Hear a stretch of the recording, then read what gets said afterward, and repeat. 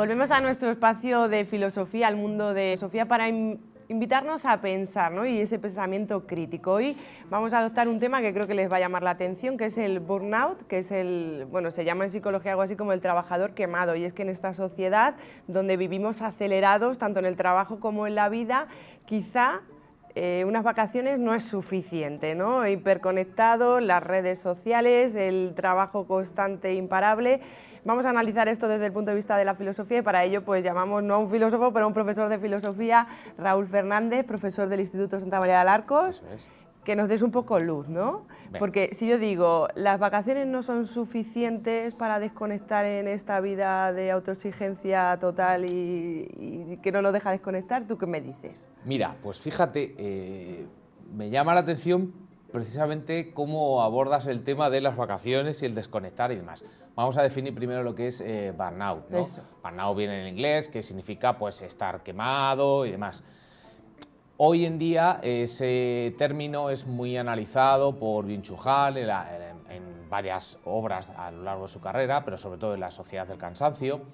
Y no es solamente un cansancio o estar quemado en el trabajo, sino en general. Luego lo vamos a analizar. Fíjate cómo precisamente tú a la hora de definir ¿no? lo que en el trabajo, todo digamos el estrés y demás, que no es simplemente las vacaciones, nos va a permitir desconectar. Esa es la palabra clave, desconectar. Me llama a mí la atención, siempre me llama la atención ese término, ¿no? Desconectar, o sea, es decir, que somos máquinas que estamos conectados a algo, en este caso al trabajo, a nuestra vida cotidiana, y necesitamos desconectar, ¿no?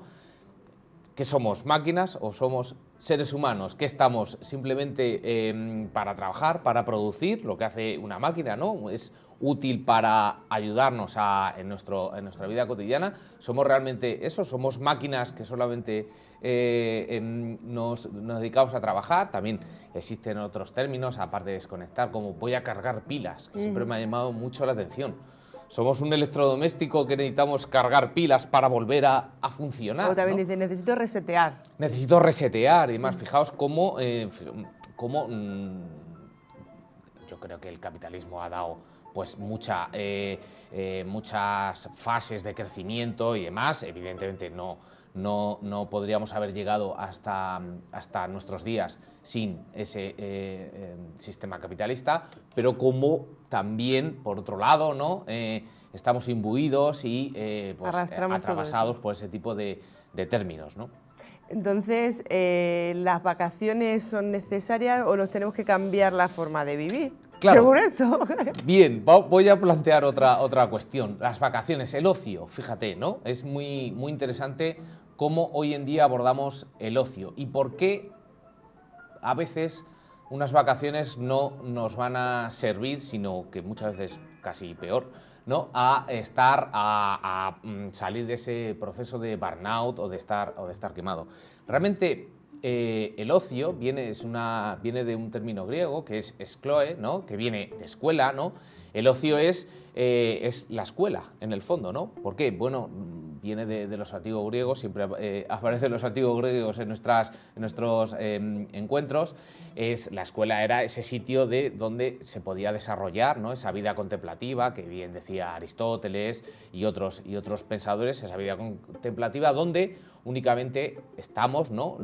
Realmente el ocio es el pensar sin ninguna autoridad posterior, el filosofar, el dar un paseo, la amistad y demás.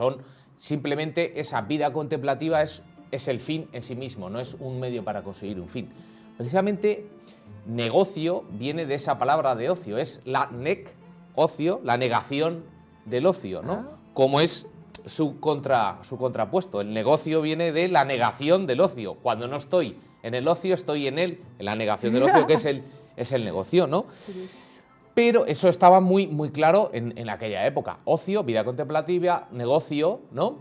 Negación del ocio, utilizo el trabajo para un fin, ¿no? Trabajo para poder comer, cubrir mis necesidades básicas, ¿no? Es un medio para un fin. Sin embargo, el ocio es un fin en sí mismo.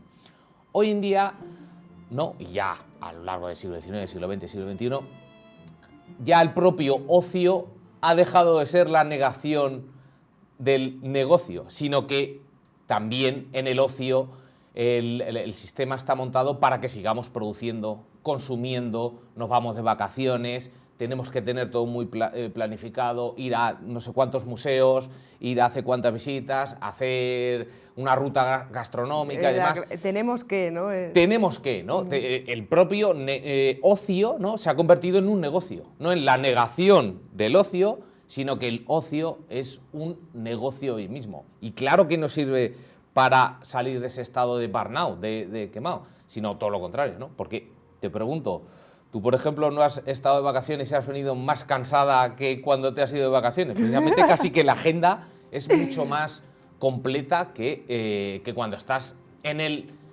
ocio, en la negación del ocio. Parece que estoy más cansado. No, pero bueno, he cargado pilas.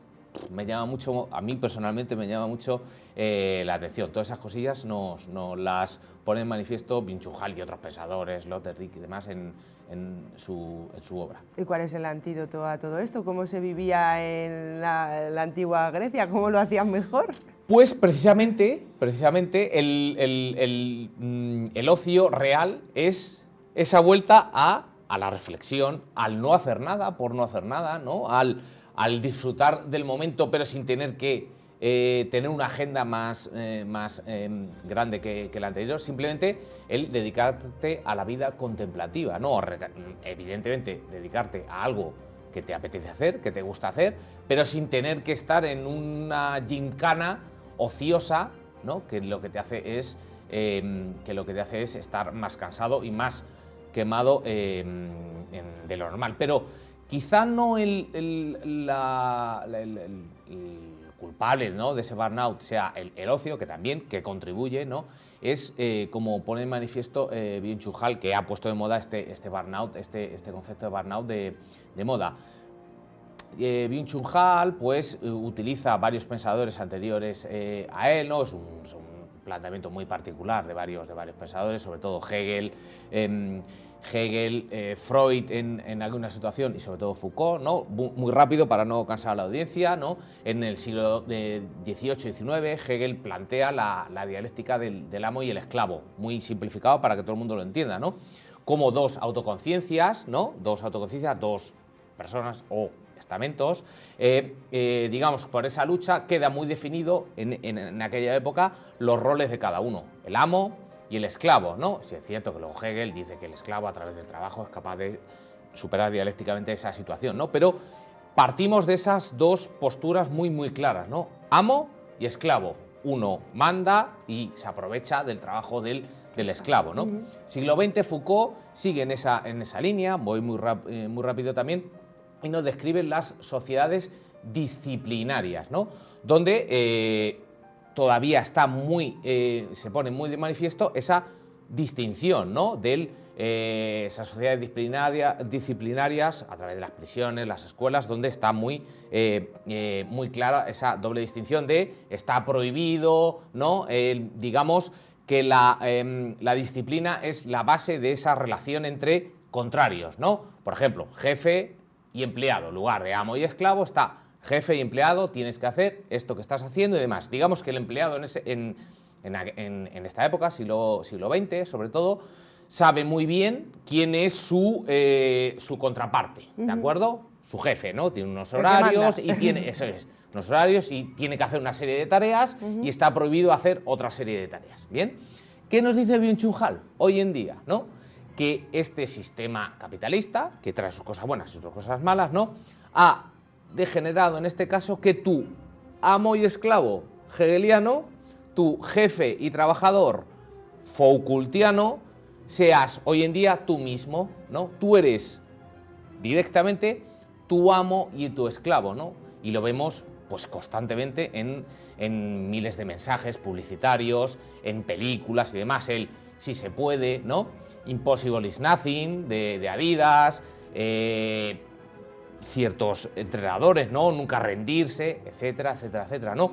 Como nosotros a nosotros mismos, ¿no?, nos autoimponemos, ¿de acuerdo?, esas situaciones que antiguamente se eran impuestas por nuestros jefes o nuestros amos, ¿no? Somos nosotros mismos lo que somos directamente nuestros amos, nuestros esclavos, ¿no?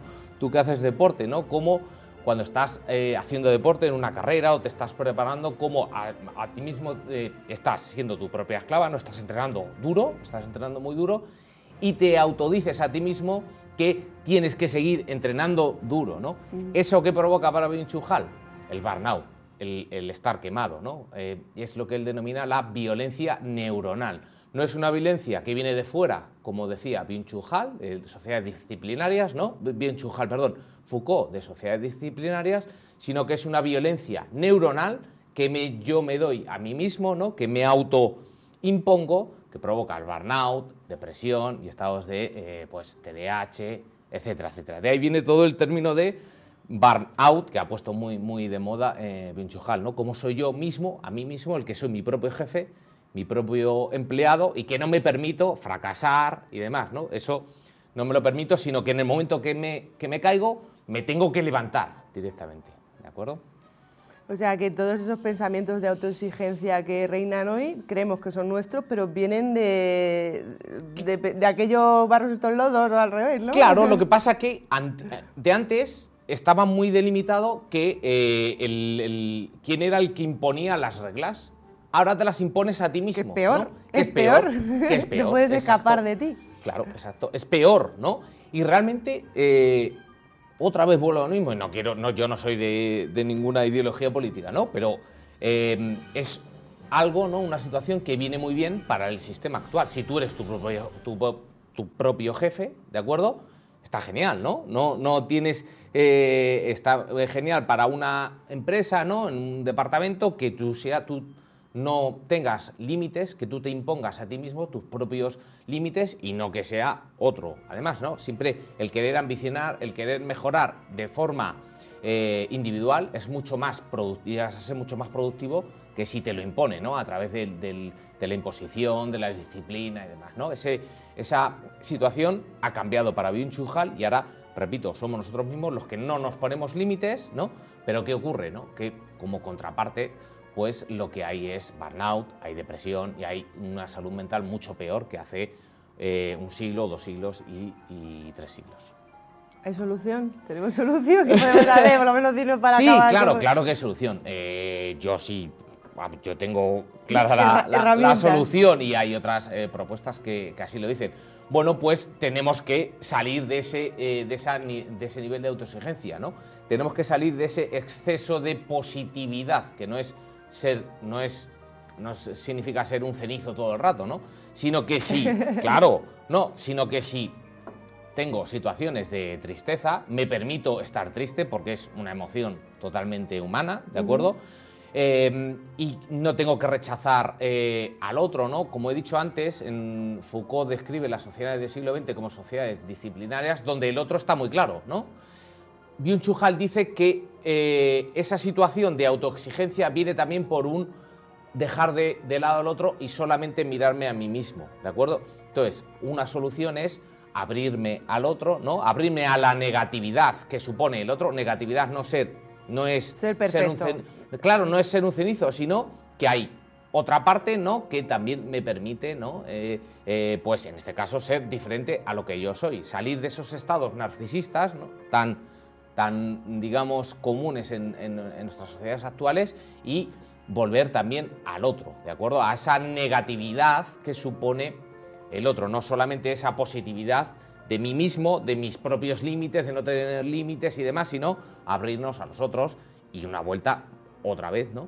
a esa vida contemplativa, como hemos dicho al principio del programa, que proponía Aristóteles, ¿no? Aún probablemente no hacer todo el rato cosas para conseguir más cosas, sino simplemente que nuestras acciones que partan de nosotros mismos, evidentemente, pero que sean acciones cuya finalidad sea solo esa. Es decir, por ejemplo, ¿por qué no leer un libro no para saber más, sino simplemente por el hecho de disfrutar de leer un libro, ¿no? Tener una conversación con alguien no para sacar algún rédito, sino simplemente por disfrutar de la compañía de una persona, ¿no? Esa vuelta a la vida contemplativa, salirme un poco del yo ensimismado, narcisista, que en el que estamos envueltos, ¿no? Y pues abrir de nuevo las puertas al otro, a la negatividad que supone no estar solamente en mí mismo, sino estar con los demás. No buscar siempre algo más, ¿no? Disfrutar del presente, venga. Exacto, eso es una de las cosas que proponen varios pensadores actuales. Nos quedamos con el Byung-Chul Han, el premio Princesa de Asturias. Exacto. De este 2025 de Humanidades y Comunicación. Sí, de Humanidades y no sé exactamente el y la premio. Sociedad del Cansancio, por si alguien quiere seguir con el tema. Exacto. Pues Raúl, vamos a aplicarlo. Muchas gracias.